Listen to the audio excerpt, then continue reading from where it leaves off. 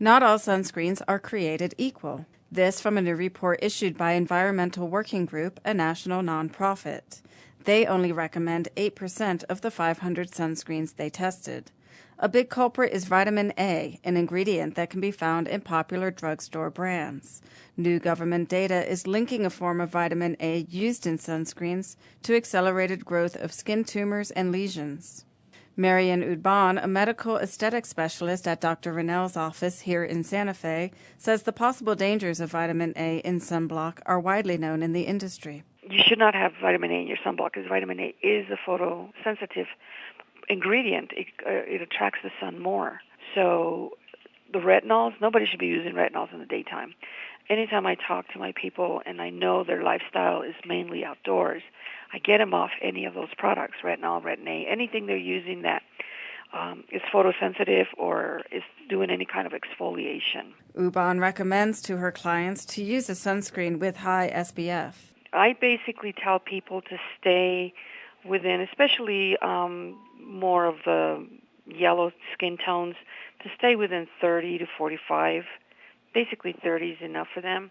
I'd have to see a really porcelain white skin to take them up higher, and that's really hard to go into because the higher SPF you go into, the more chemicals you have in the sunblock.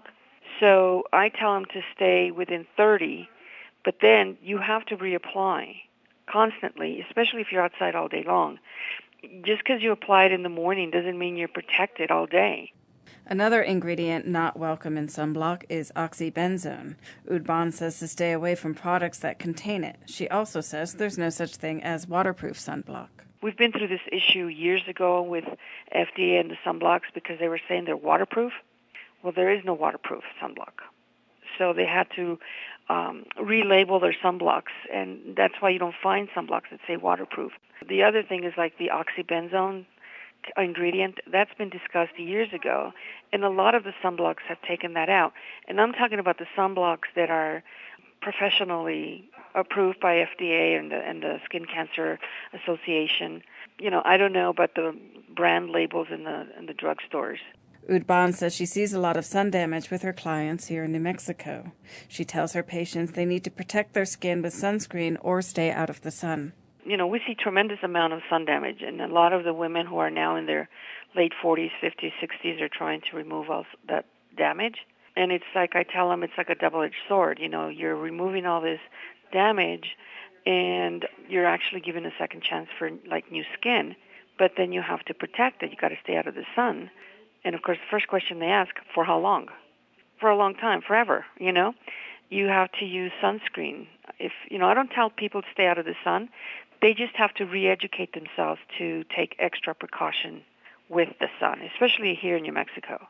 Udban says the SPF number correlates with the amount of time it's effective. The number really means how long it protects you.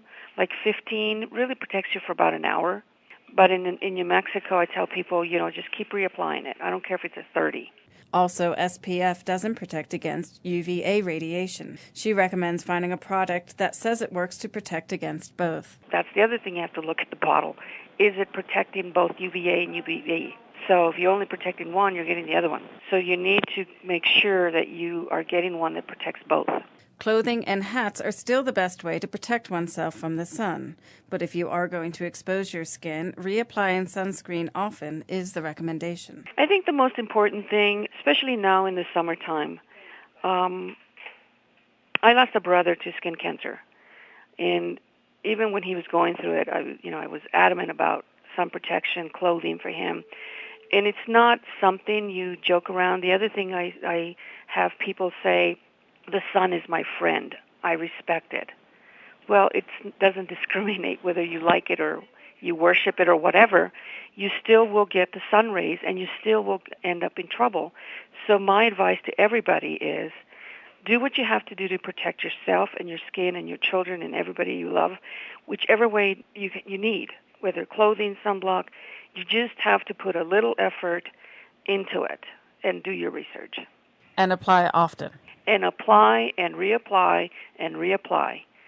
Like I said, you can't apply it once and go out. And the other thing they say, well, I'm just going from my house to the grocery store.